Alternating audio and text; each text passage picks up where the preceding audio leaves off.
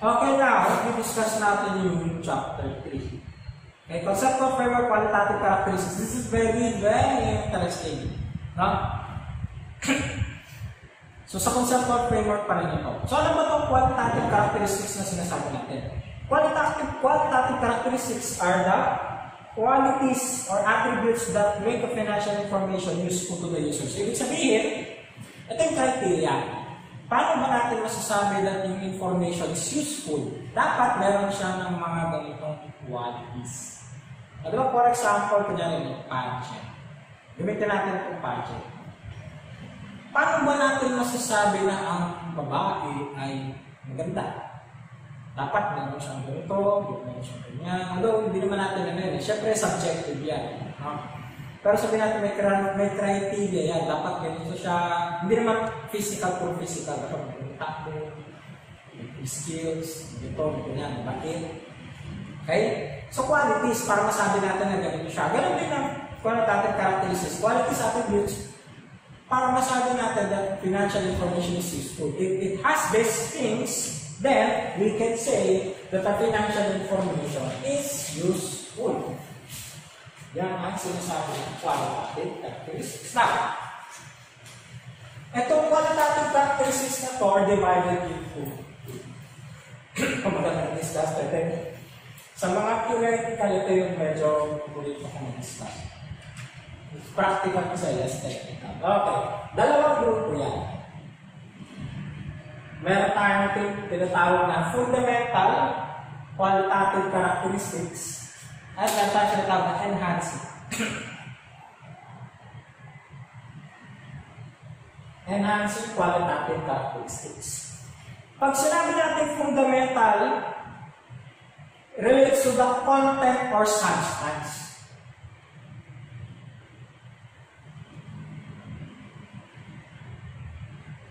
Content or substance. Yan.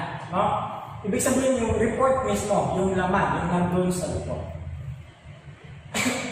Whereas, pag sinabi natin enhancing, yan na natin. Para may example na agad natin siya.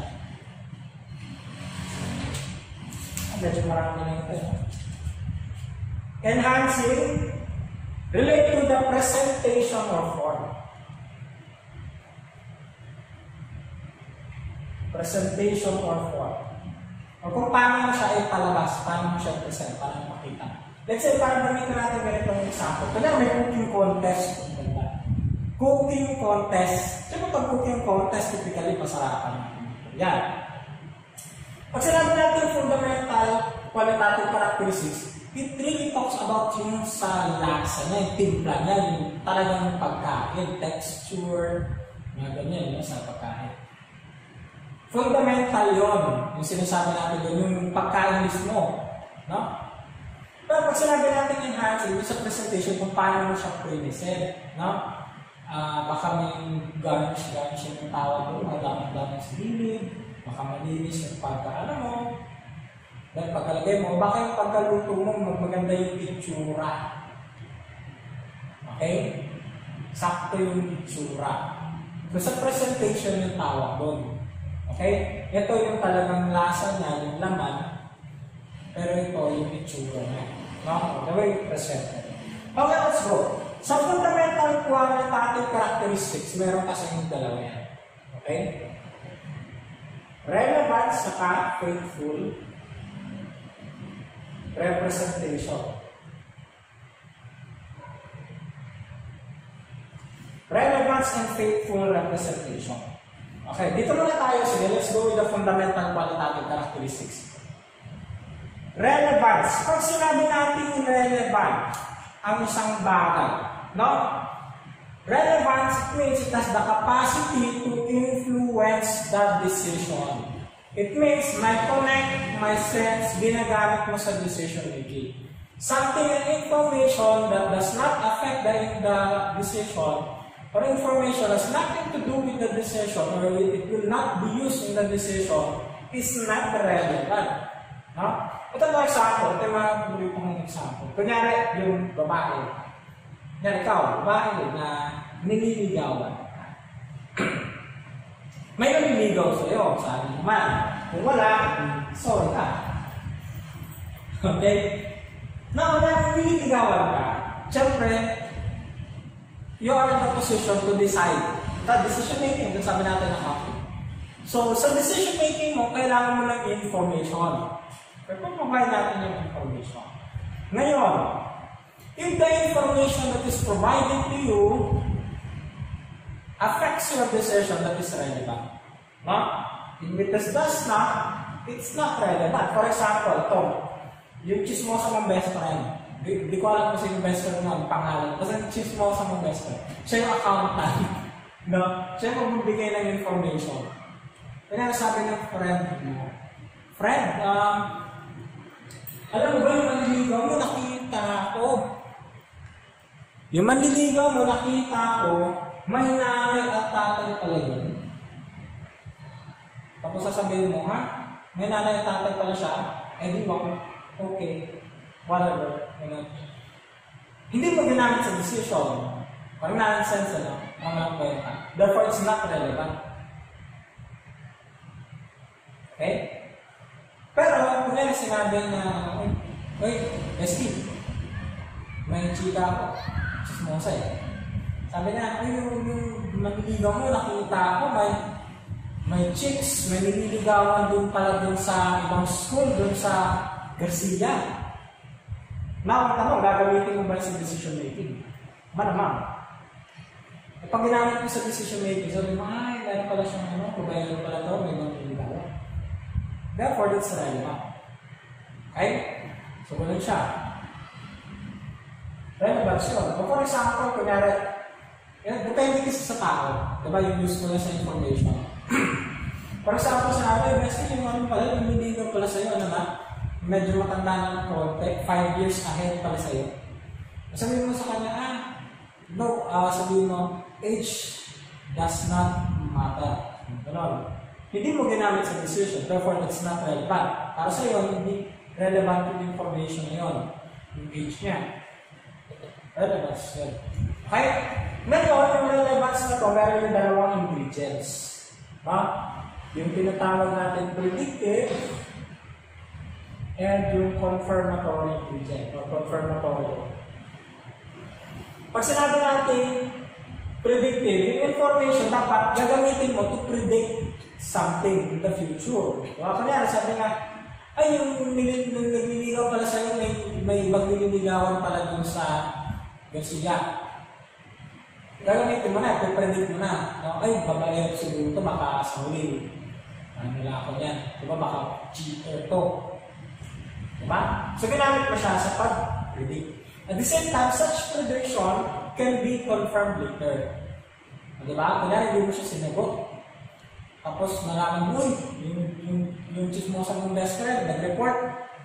Sabi niya, yung manliligaw mo, sinagot na siya ng tapos nag-break sila kasi may manliligaw ng palagay sa Polytechnic. Diba? So, nag-predict, ginamit ko siya for prediction, na-confirm siya. Yun, may relevance. Ganun din yung information natin. Kasi nga ginagamit yan, di ba? Sabi natin kanina, kaya bang mag-provide o kaya bang mabayaran yung utang sa atin? So, tignan natin yung information. Ang nakita mo yung information ay parang okay naman itong company na to. Marami naman silang pera, mga ganun income. Baka kaya nang bayaran. Pwede. Pwede mo confirmation. Okay, that's relevance. Okay, relevant. It has the capacity to influence the decision, therefore that's relevant. Now, may na-mention na siya dito, sige, ano na rin natin yung materiality. Okay? It has something to do with the relevance, but this is not part of the conceptual framework. Wala siya dito sa fundamental qualitative characteristics. Hindi siya part ng materiality. Although this is a practical guidance lang. No? Yung tinatawag natin materiality. No? So, relevant information is affected by its nature and materiality. Ibig sabihin, may certain level that it will affect the decision. At meron din certain level that it will not affect the decision. Okay? Tapos yung materiality din kasi it's relative. So, for example, ganito, hindi mo na natin, ilabas mo na natin yung ginawa mo. Kunyari ikaw, siyempre sa atin, hindi naman tayo mayaman. Diba? Kunyari, may mawalan tayo ng 100 pesos, malaking bago. Diba? Sa atin, that's relevant. Hanapin mo siya, napunta yung aking 100 pesos. Diba? Relevant siya. Pero siguro doon sa ibang area ng tao, kunwari anak ng Pacquiao, may album na yata. Mayaman sila, milyonaryo eh. Nawala siguro ng 100 pesos, baka hindi niya nga mapansin. Ha? Baka nakita niya, nawala ba ako ng 100? Parang hindi ko alam. Therefore, it's not relevant for him. So, depende yan ha. Yung relevance, it's not absolute. Depende yan kung sa nag-evaluate. Okay? So, kailan ba natin masabi that an item is material? The item is material if it affects na nga the decision mo. Okay? It's a matter of judgment. If an item is material, if the knowledge of it would affect or influence the decision of the informed users of the financial statement. Kung maka-affect na siya. Tapos, it is affected by two things kasi. Kailangan ako dito. Yung materiality, para mas maintindihan natin, is affected by two things. Size and nature.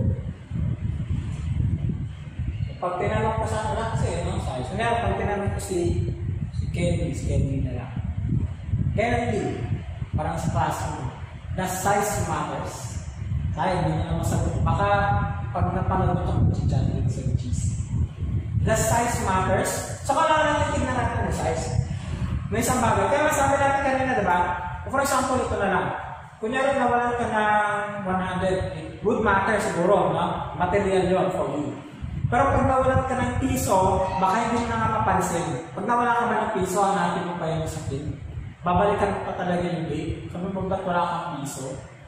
Practically siguro hindi. Pwede mo umutang ka na lang ng piso, umanang ka ng piso, whatever.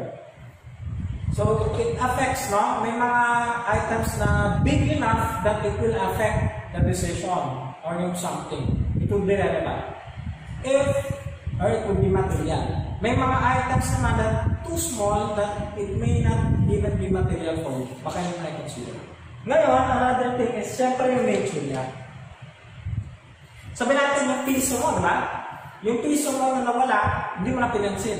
Piso lang. Paano nalaman mo na yung piso mo pala, ninakaw pala ng phone? Kasi kulang siya ng piso pa masama. Would it be a matter of material na ba yun? Sabi mo, piso lang naman yun, okay na, panakaw ko na, kahit araw-araw, nakawan na akong piso. It may be something na, di ba? So kaya nga, it's not only affected by the size, but also by the nature. Kasi yun na nga eh, ano yung illustration yata dito sa company? Kung ano yung company na walan ng 10,000. Minsan sa mga multinational companies, maliit na yung 10,000. Pag nag-report nga sila ng libro nila, in billions na. 10,000 hindi na nila mapapansin, siguro. Pero kung nalaman nila na yung 10,000 na yun, ay dinakaw pala ng employee, then that's a matter. Materiality na. Material na siya. Okay? So that's the principle of materiality. So the point is, in support the relevance, minsan, although something is relevant sana, but by the nature of its materiality, it may not be relevant anymore because yun nga, baka yung size maliit or the nature is normal. Okay? Yung application niya. So, relevance. Now, again, let's go with faithful representation. It's on page 57. Yung maganda. Faithful representation means that financial reports represent economic phenomena or transaction in words and in numbers. It means description of figures match what really existed or happened. So, the information provides what really happened. Okay? Or what it purports to represent. Kung ano talaga yung nangyari, yun yung information na ipoprovide. It's faithful representation. So, ibig sabihin, kung nalugi tayo ngayon, represent mo sa nalugi. Kung kumita tayo ngayon talaga, represent mo sa kumita. Balik tayo sa ligawan. Ay, hindi, alam mo na. Maganda. Ilagay mo na natin yung ingredients niya para mas magandang i-isa. May tatlong ingredients ang faithful representation. Completeness, neutrality, and the free from error.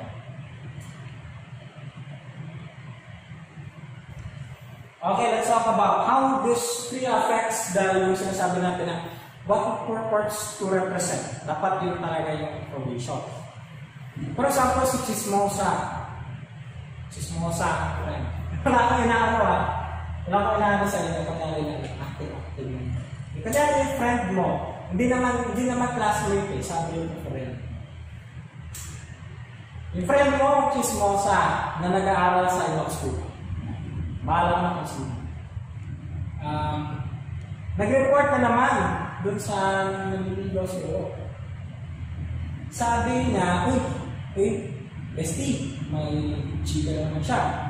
Nakita ko yung naniligaw sa'yo, may kasamang babae. Tapos ikaw agad, nag-react ka na, what? Kasamang babae. Nag-react ka na. Pero, hindi niya pala nasabi na yung kasamang babae ay ate niya. Ate. So is that faithfully represented? Hindi. Kasi nga, kulang yung information.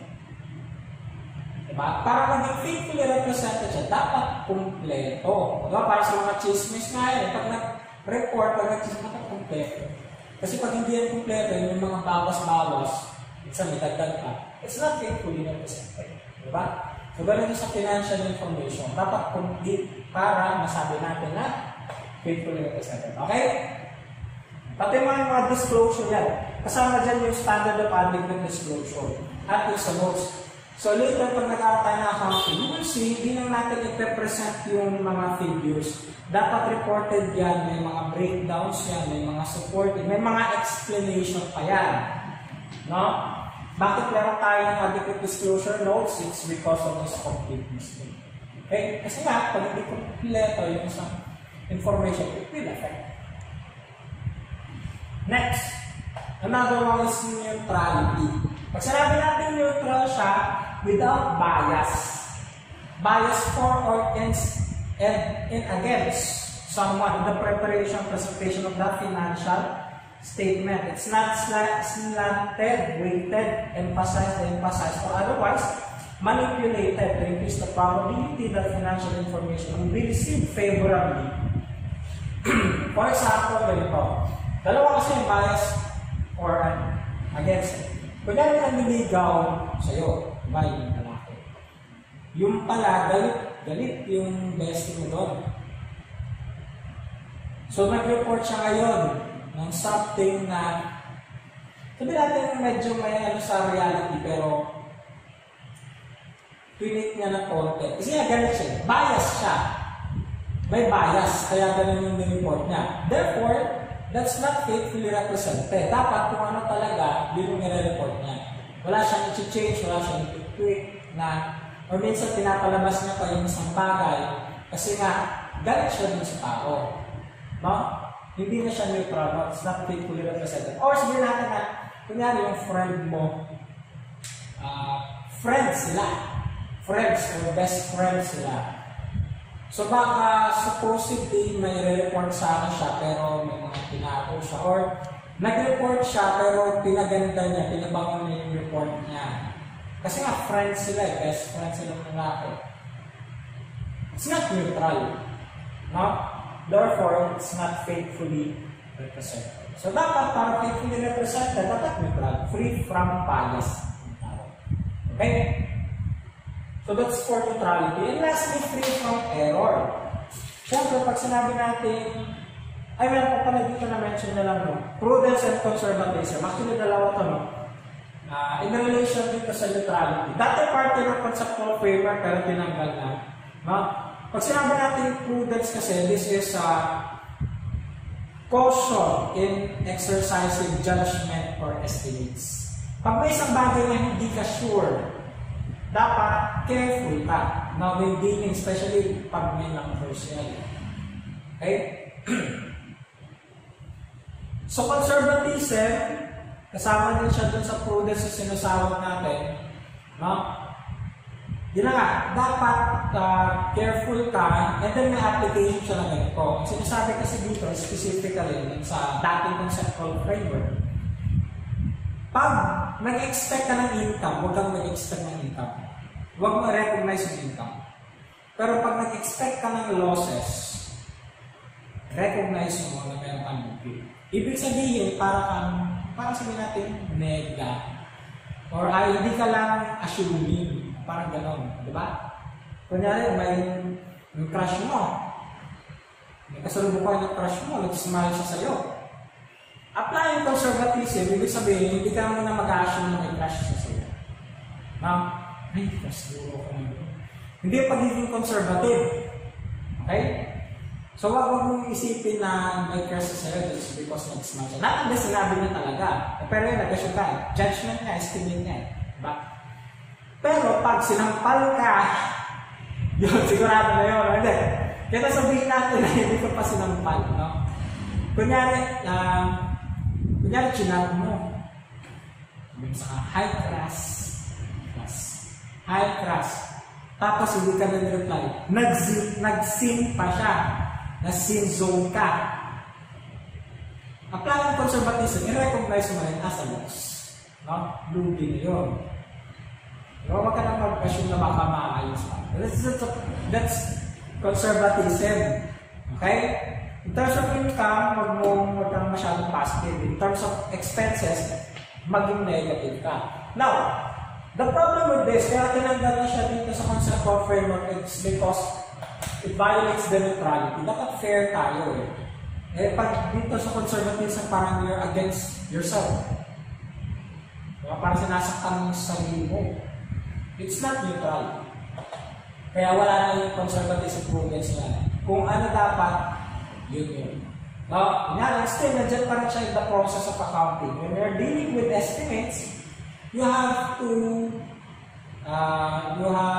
use the best estimate that you could have, not being against yourself.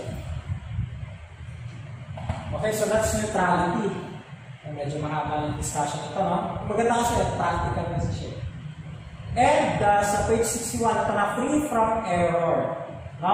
Means that there are no errors or omissions in the description of the phenomenon or transaction. Although sa accounting, hindi naman natin talaga mawawala yung talagang error. But at least, dun sa pag-apply mo, sa pag-accounting mo, walang error na sumagi sa iyong sa kaalaman mo. No? Yung mga errors na hindi sumagi sa iyong kaalaman, sige na yun. Later na lang makikita siguro yan pag minodit yan ng ibang tao. Pero kung alam mo mali at hindi mo tinama, dyan ka magkakaproblema sa pagkakas. Ayun na nga yung kanina, di ba yung best friend ng chismosa? Yung best friend ng chismosa, chismis ng chismis, hindi naman bine-verify. Nagkwento siya na yung best friend mo, may hinahatid sundo dun sa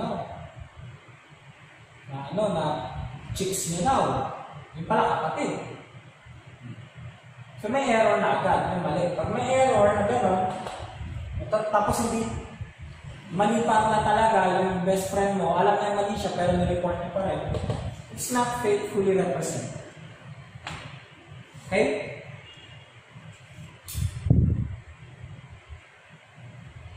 Okay, so that's free from error. May na-mention pa siya dito na measurement uncertainty. Measurement uncertainty arises when monetary amounts in financial reports cannot be observed directly and must instead be estimated. Marami kasi ganyan, no? Sinasabi niya, sabi nga natin sa limitations sa accounting, we rely, or maraming bagay sa accounting which are based on estimates. But it doesn't mean that it is not, or that's wrong. No? It's still useful. And it doesn't mean that it is based on estimate, it is wrong or error siya. Hindi. Okay? As long as yung pag nag-estimate ka, you use the right process. No? Yung tamang proseso. Kasi may mga proseso naman tayo dyan na ginagawa sa accounting. Okay? So that is free from error. Tapos ito pa may na-mention siya, substance over form. Dati kasama dito sa conceptual framework pero tinanggal natin. substance over form. Now, ano yung sinasabi nitong substance over form? Ina-accounting natin yung transaction based on its economic substance rather than its legal form or what it looks like. No? Meron kasi mga ganun sa accounting natin na mukhang ganito pero ganito pala. No? Siguro example, meron kasi ito yung mga higher level na siya ng application. For example, yung tinatawag natin na rent to own. Ano ko kung familiar kayo dito? Rent to own. Parang i-rent mo lang yung isang property o isang item after a certain period of time, magiging sa'yo na. No? Sa ating accounting, this is part of yung tinatawag natin na or malayo ito kasi ito, finances. In the legal form, it may look like rent. Parang rent po niya eh. Mukha siyang renta. No? Nire-rentahan mo. Pero hindi. Sa ating accounting, it's like an installment acquisition. Parang binili mo siya ng installment. No? Tapos, yung mga binabayad mo, hindi natin siya nire-recognize as rent expense. Rather, as if this is payment for amortization. No, parang bumili ka ng installment ng to. No, yung binabayad mo parang amortization siya, principal interest. Not as rent expense. That is one application itong substance over form. Okay? Yan yung sinasabi niya. Ano bakit wala na siya dito sa alam? Kasi pag sinabi na natin faithful representation, dapat what it purports to be. Ito yung talaga, automatically, that's given na. Dapat ang accounting natin is based on economic substance, what it purports to be, rather than what it looks like. Okay? So yan, ha? Okay, so basically, ito yung ating faithful representation. So, fundamental qualitative characteristics, based yung kanyang content or yung kanyang substance, yung naman niya, relevance and faithful representation. Take note now, this is more important. Ano importante ito, pero ito talaga mas important. Between the two, mas important ito. Kasi walang kwenta itong presentation mo kung walang kwenta yung naman. Kahit magkano yung pag-present mo, kung sabit ka nun sa taas, it's useless. The information is useless. Pero pag meron ka nito, useful naman yung information. Nga lang, hindi nadagdagan yung kanyang usefulness kung kulang ka dito sa enhancing. Okay? So ngayon, we will proceed with that enhancing qualitative characteristics.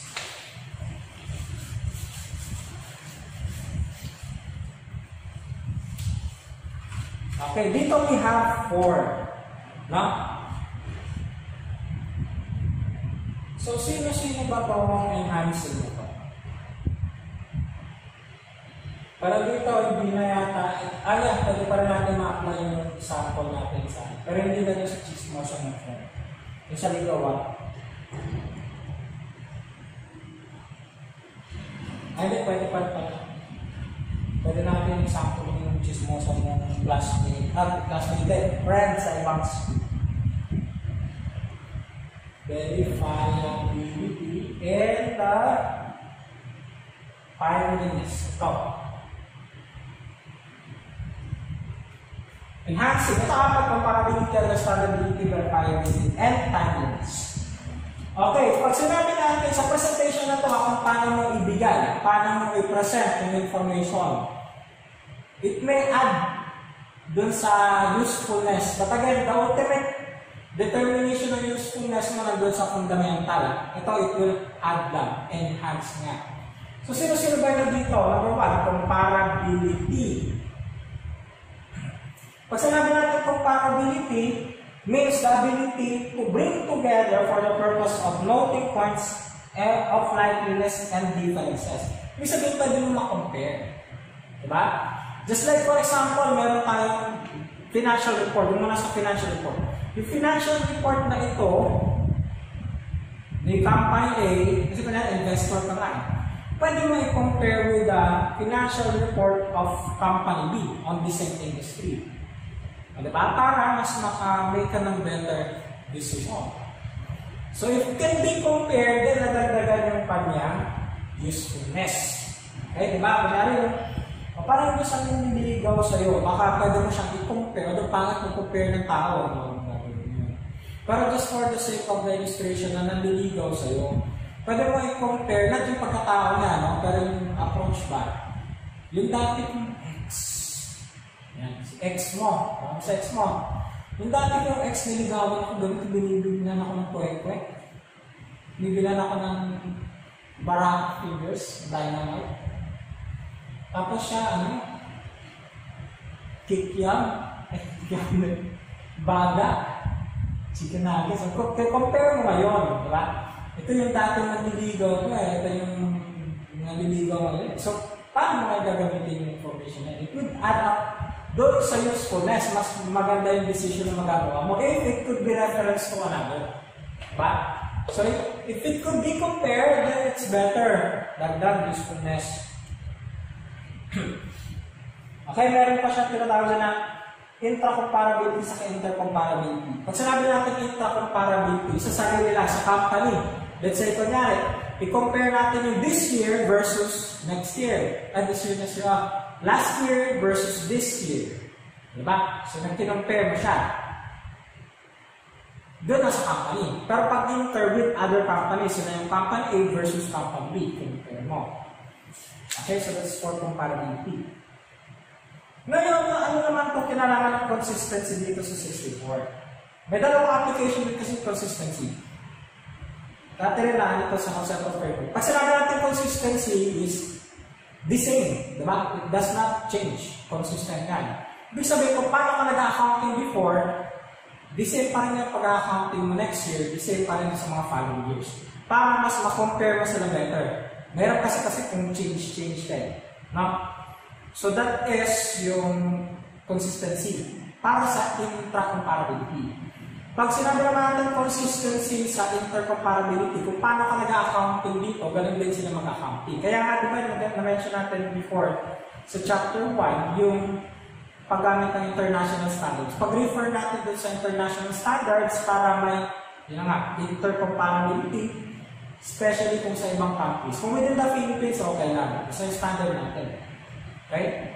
So, pag yung standard natin dito, gusto yung ginagamit ng standard nila doon, ma-compare natin. Okay? That's also consistency. Now, understandability. Wow. Let's go dito sa enhancing na understandability.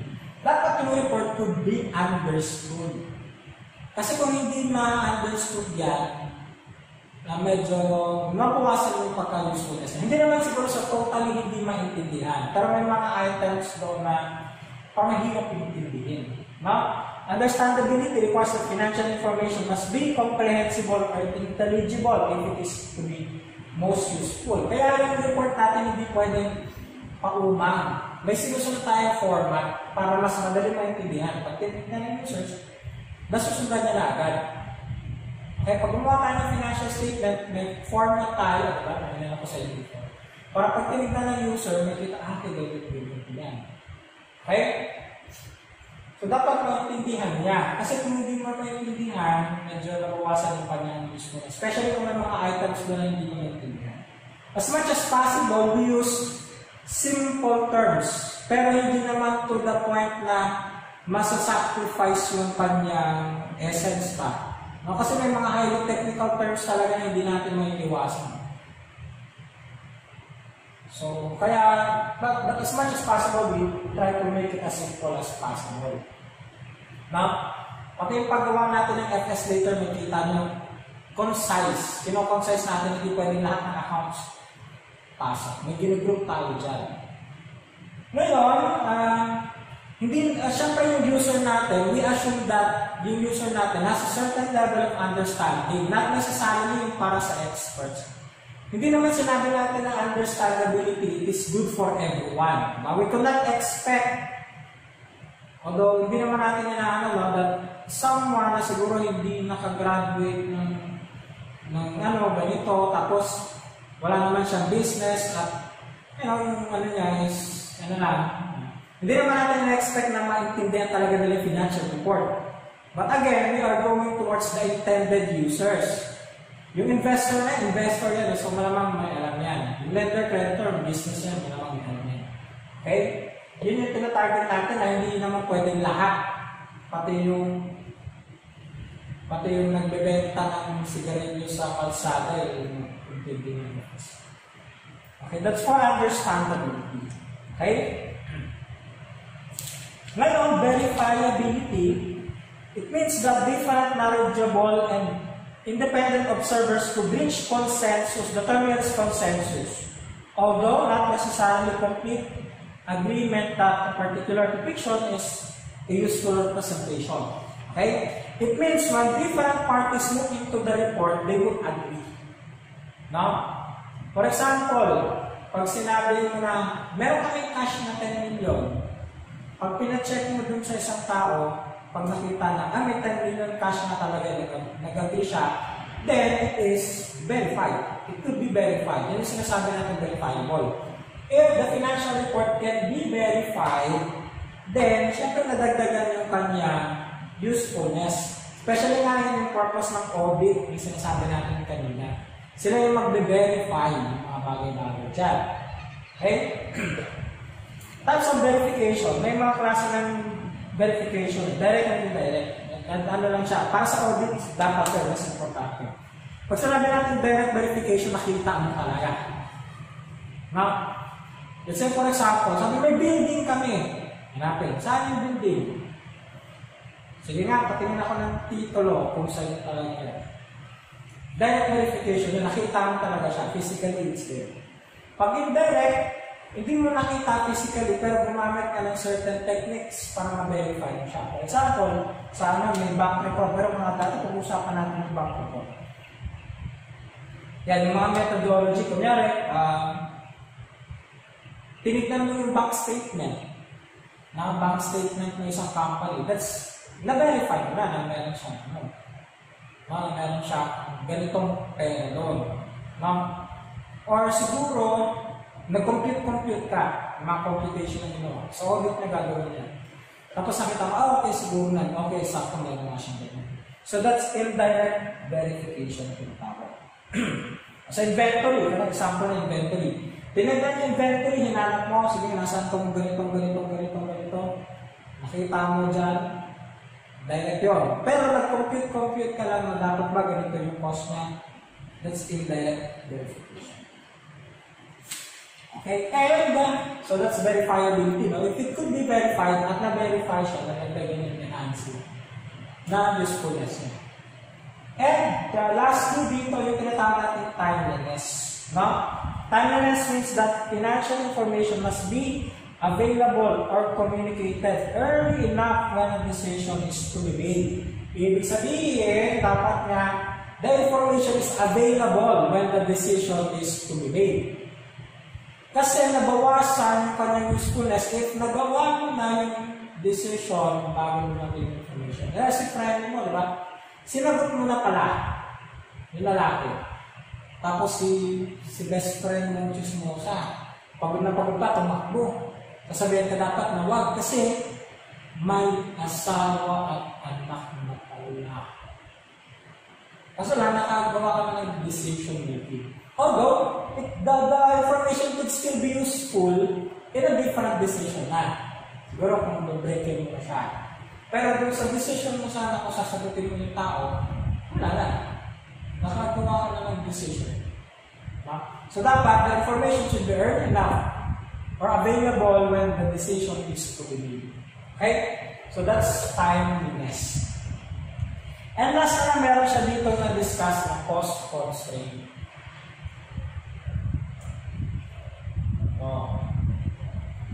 Although it's so nice, napakaganda ng ating pinag-usapan, napakaganda na meron kang information. Yun nga lang yung information na yan, it entails cost. May pinagastos ka niyan. Siyempre, mag-ahara ka ng experts, mag-ahara ka ng accountants, para makaproduce ka ng information. So dito, meron tayong tinitignan lang na rule. And the rule of this cost-benefit assumption ang actually tawag dito, cost-benefit assumption. Ang sinasabi doon, the benefit must exceed the cost. The benefit from the information must exceed the cost of gathering the information. Kasi kung mas gagastusan mo pa, kaysa mo sa benefit na makukuha mo, hindi ka pa, eh di mabuti mo wag na lang. Okay? So yun yung sinasabi na din sa cost constraint. No? Kailangan tignan natin. It's a matter of judgment. Kasi yung benefit, hindi naman natin masabi talaga na ganito yung amount niya. Yung cost, identify mo. Pero yung benefit, hindi mo masabi talaga kung kano. The point is, kung nakita mo na yung benefit maliit lang naman at yung cost napakalaki, huwag na lang. Dapat mas malaki yung benefit kumpara sa cost of having this useful information na sinasabi. Okay? So that's it for chapter 3. Kailangan tapusin nyo muna yung chapter 4, no? At tapusin na lang natin, discuss natin yung chapter 4 para magawa ko na rin yung activity for this lesson. Ano, may ganun din naman, ikakanto sa amin. Yeah. Problema kayong time. Actually, hindi ko na alam kung ano. Now, let's go with chapter 4, no? Madali konti lang naman to. Financial statements and reporting entity and underlying assumptions. Medyo technical lang yung part na entity na ito, financial statement. Pero yung underlying assumptions, okay po siya. No? Okay, so let's discuss chapter 4. General objectives of financial statement. Actually, parang na-discuss natin ito. Ulit-ulit na tayo. Sa standard data, ganito rin sasabihin. Yung sa conceptual framework, basically ito yung sinasabi niya. Okay, to provide information about the resources and the reporting entity claims, liabilities yan, assets, liabilities, and changes in performance niya. Now, financial statement provide financial information about assets, liabilities, yung sinabi ko nga. Ginagamit siya para assess yung cash flow. Dimension natin kanina, diba? Dividends, makapagbigay ba? Makabayad ba ng interest? Principal, bayaran. And yung management stewardship. Kung okay ba yung management sa pag-manage ng resources natin. Ha? To provide this information, yan. Siyempre, yung provide yung financial statement, balance sheet, tapos income statement, and then yung other statements. No? Sayang na lang, later we discuss din natin yan as we go on with the, siguro sa chapter 8 and 9. Doon yung mga financial statements. Type of financial statements, may na-mention siyang tatlo, consolidated, unconsolidated, and combined financial statements. Sa consolidated is applicable for parent and subsidiary, no? Companies. Kasi for example, if you are familiar with Ayala na lang, sikat eh. Ayala, yun yung parent niya, tapos marami siyang subsidiary, like Ayala lang, no? Like Globe, under ng Ayala yan. Yung Manila Water, Ayala yan. Marami pa, no? Marami yung iba na. Ay, yung BPI is also part of Ayala. No? So, pag gumawa ng financial statement ng Ayala Corp, tapos sinama na lahat ng statements ng kanyang subsidiaries, ang tawag doon consolidated. Okay? Pero pag individual financial statements are prepared, say parent alone or subsidiary alone, separate report, ang tawag dyan ay consolidated. Hindi ka consolidated. No?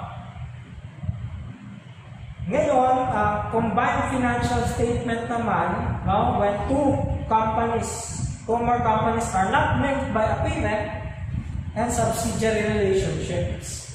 So, hindi sila magkaano-anong company. Pero pinagsama for purpose, yun, hindi naman common na nangyayari yan. No? Pero in case like yan, ang tawag dyan ay combined financial statements. Okay? So, next page 86. Reporting entity. Sino ba reporting entity? An entity that's required or chooses to prepare financial statement. No? Marami kasi yung reporting entity na yan. It does not necessarily be a legal entity. Okay? So, pwede kasi yung company itself. Kunyari, may corporate yung company. Minsan, a portion of a company is considered to be reporting entity. Kunyari, malaking division siya o major part of the business. Pwede siyang maging reporting entity. Pwede siyang mag-produce ng FS on its own. For certain purposes na lang. So, ito yung mga kinoconsider natin. Individual corporation, partnership, o proprietorship na yan. So, parent alone, the parent and its subsidiaries as a single reporting entity. Yung sa consolidated nga, yung parent kasi pwede siyang gumawa ng sarili niya FS, so that is his reporting entity. Yung subsidiary, gumagawa din siya ng sarili niyang FS, that is a reporting entity. Or pwede yung consolidated, yung parent sa yung subsidiaries niya. It's also considered to be a reporting entity. For mga entities without parent-subsidiary relationship, single reporting entity, just like yung kanina sa combined financial statements, for some purposes ginagawa. Tapos, a reportable business segment. Ito yung part na sabi ko na a part of the business is required to prepare the FS kasi major portion siya. Pero later na accounting pa yan. Sino ba yung reporting segment? Doon natin i-discuss. Na reporting period. Generally, yung financial statements natin are prepared annually, once a year. Yun ang requirement ng standard, pag-uusapan natin dito. Kaya pag nakita nyo, annual FS or annual financial statements, that's the typical. Ngayon, pag nag-report yung entity in less than 12 months or less than 1 year, ang tawag na interim. Minsan kasi may mga companies na nag-report on quarterly basis, let's say 3 months, or pwedeng semi-annual every 6 months. Or yung monthly, medyo mahirap. Especially kung malaki yung company. Kung maliit na business yan, kunyari yung mga business na maliliit dito, so proprietorship, pwede mag-provide ng annual, monthly FS. Pero typical yung requirement na standard natin is talaga annual FS. Yung interim, that's optional. Okay, so balance sheet, income statement, hindi naman kailangan kompleto agad pag interim. Yung syempre yung mga importante lang, yung balance sheet, income statement. Yun yung kung pwede na lang gawin. So that's for the reporting period. Now, underlying assumptions. Okay, page 87.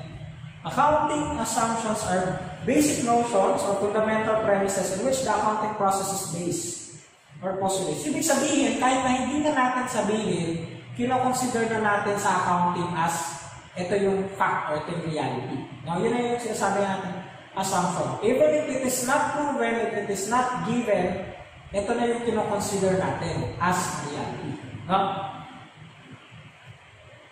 So, sa conceptual framework, isa na yung ginamit niya or binigay niya na assumption, which is going concern assumption. Ano ba yung sinasabi na itong going concern or continuity assumption? Means that in the absence of evidence to the contrary, the accounting entity viewed as continuing to operate indefinitely. Or, kung i-state ko, the business will continue indefinitely. Ibig sabihin, pag mayroon pang business, syempre ang assumption mo doon, the business is still continue. Hindi ka naman siguro mag-business tapos isipin mo, baka next month wala na ito sarado. Baka next year wala na ito sarado. Not unless you plan it so. Pero yung business, not unless wala kang ganun plano, syempre the assumption of the business is it will continue. And you do not know when kung hanggang kailan siya matatapos. Yan yung sinasabi ng going concern na assumption. Kahit hindi naman yun yung fact, but we consider it as that. So, pag meron kang relasyon, may boyfriend ka ngayon, may girlfriend ka ngayon, tanay mo, going concern pa ba? Going concern pa ba siya sa iyo? Concern pa ba sa kanya? Okay. The going concern postulate is the very foundation of the cost principle. Cost principle, in which yung assets natin, or transaction natin are recognized at cost. Pinapresent natin siya at cost. Not at its realizable value. Diba katulad yung kanina, yung land. Bumili ka ng land, lupa. Kanina ba yung example ko sa chapter 1 yata? Or ang previous. Bumili ka ng lupa ng 1 million. Sabi natin, pag hindi naman nagala yung account, 1 million yung next year, 1 million. Yung pag-present natin, 1 million, 1 million, 1 million. Hindi naman nagda-deposit ng lupa. Ba? 1 million, 1 million, 1 million. 1 million siya. Cost principal yung tawag doon. I-record mo nga siya at cost. Ngayon, hindi mo na tinignan kung magkano siya pwede maibenta. So, magkano kaya pwede maibenta itong lupa na? Siguro baka 1.5 every year, hindi mo kailangan gawin yun. Because you are not looking at the business as to be sold. Hindi mo pa naman ibebenta yun. No? That is applicable yung sinasabi natin na to para sa advanced accounting na to. Liquidating concern. Yan. Ito naman yung opposite niya. Liquidating concern na yan, pag may plano na talaga or nalulugi na talagang nalulugi na yung business, liquidating concern na yan. Hindi mo na-apply yung cost principle. Dito ka natitingin. Kasi mag-close na yung business at ibebenta mo na yung mga assets. Therefore, you are mostly concerned of how much you could sell the asset. But that's only applicable for this liquidating concern. Again, since going concern tayo, do not care about how much you will be able to sell the asset, dun ka na lang sa cost.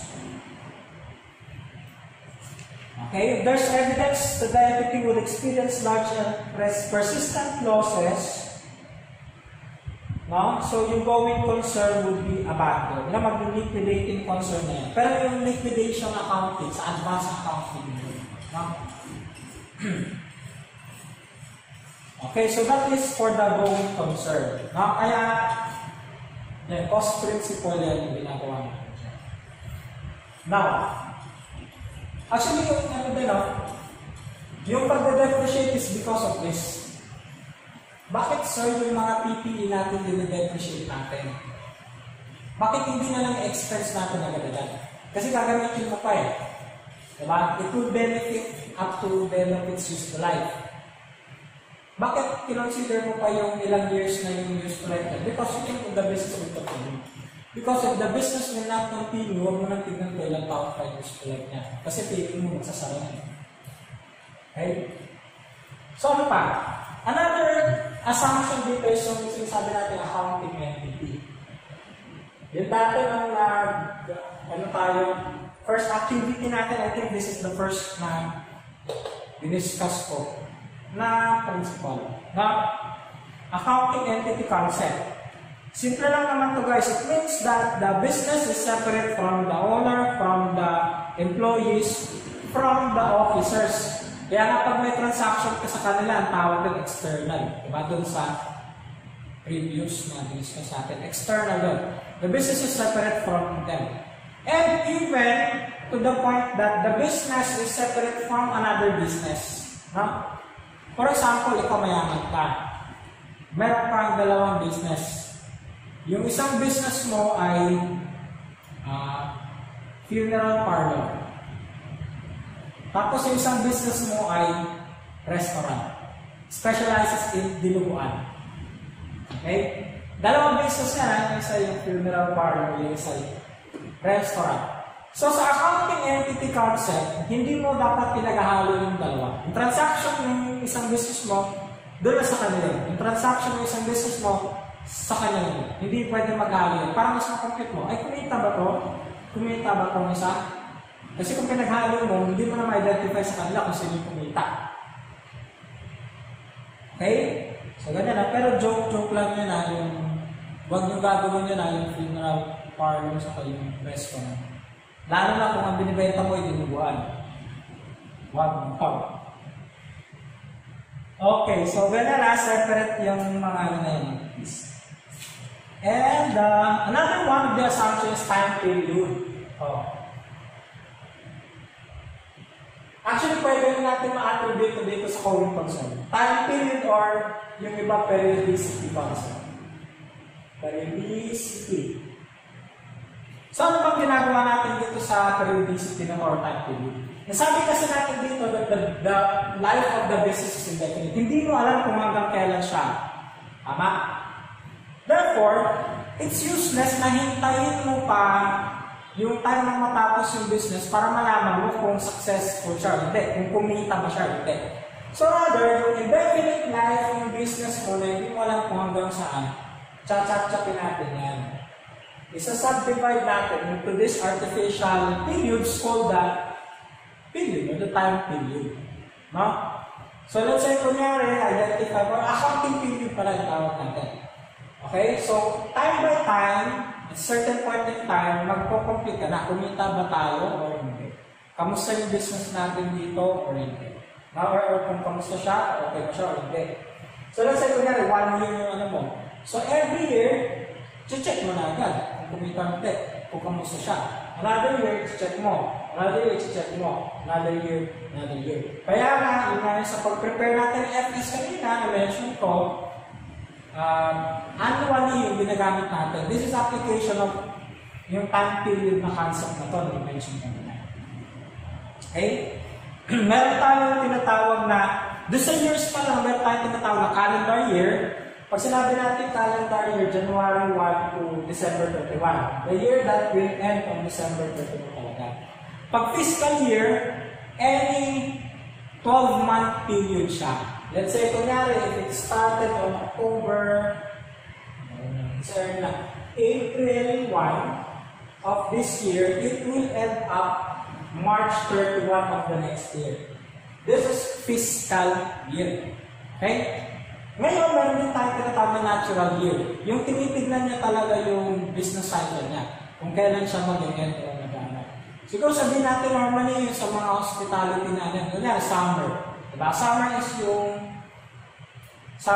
pinaka talagang peak ng ano niya. So may mga entities doon sa Boracay na ang reporting nila starts from, ito na pala, parang ganito, ito summer. So mag-start sila dito, tapos sometime pababa yung operations ito, tapos mag-boom na naman siya.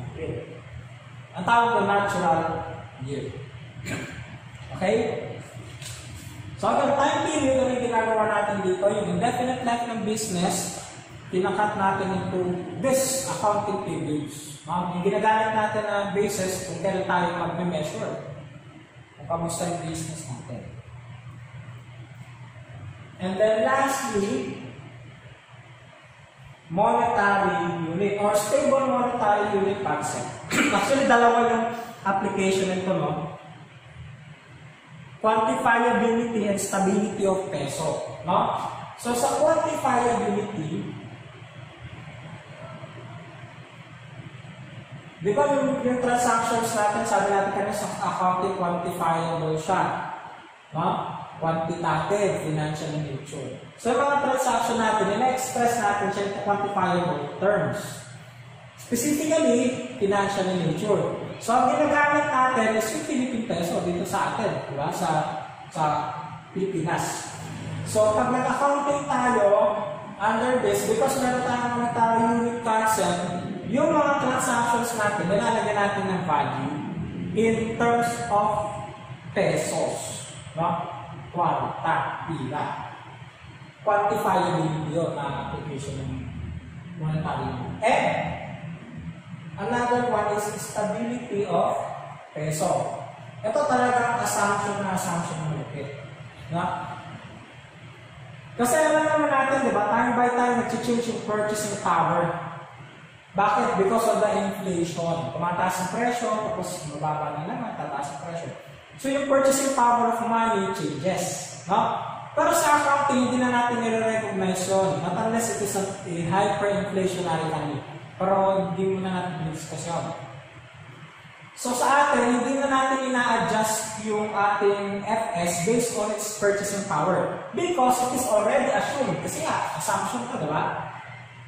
It is already assumed that the peso is stable. Kung meron mga fluctuations sa purchasing power, maliit lang siya, hindi na natin nire-recognize. But again, that's an assumption. In reality, day by day, nag-change siya kasi na mahirap nahabulin natin yun. practical. So, ang ginagawa natin yung part siya ng sample natin, that the Philippine peso is stable. Okay? So, that is chapter 4. I think kung tama na aking pagkatanda. Anyway, gagawa naman ako ng another video kung connect ko dito. If not, but so after this, kung okay siya, pwede mo nang gawin yung activities natin for lesson 2. Okay?